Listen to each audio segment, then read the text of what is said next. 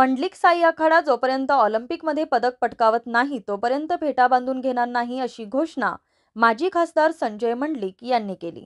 येथील लोकनेते सदाशिवराव मंडलिक राष्ट्रीय कुस्ती संकुलात साई आखाडा शासनाच्या वैशिष्ट्यपूर्ण योजनेतून 2,62,00,000च्या इंडोर स्टेडियमच्या बांधकामाचा प्रारंभ माजी खासदार संजय मंडलिक यांच्या हस्ते झाला।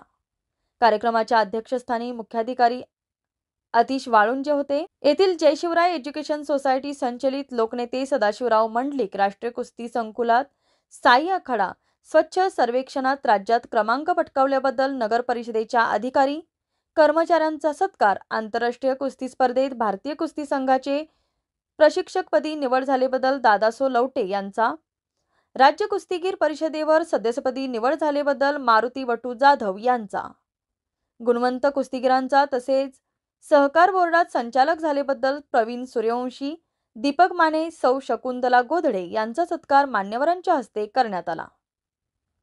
यावेळी माजी खासदार संजय मंडलिक म्हणाले, दिवंगत सदाशिवराव मंडलिक यांनी सुरू केलेला हा मंडलिक साई आखाडा स्मारक म्हणून जतन करण्याची जबाबदारी आपणा सर्वांवर आहे।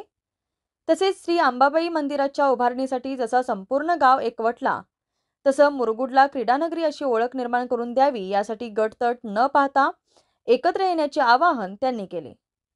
तसेच साई आखाड्यातील इंडोर स्टेडियमला मिनी बालेवाडी करण्याचा मानसही त्यांनी बोलून दाखवला।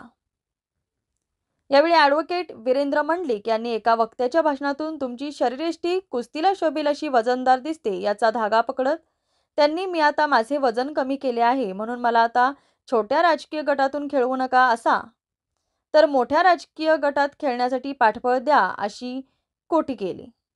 यावेळी मुख्याधिकारी अतिश वाळुंज, नवीन कुमार तहिया हरियाणा, मारुती बटू जाधव, दगडू शेनवी, दादासो लवटे यांनी मनोगते व्यक्त केली।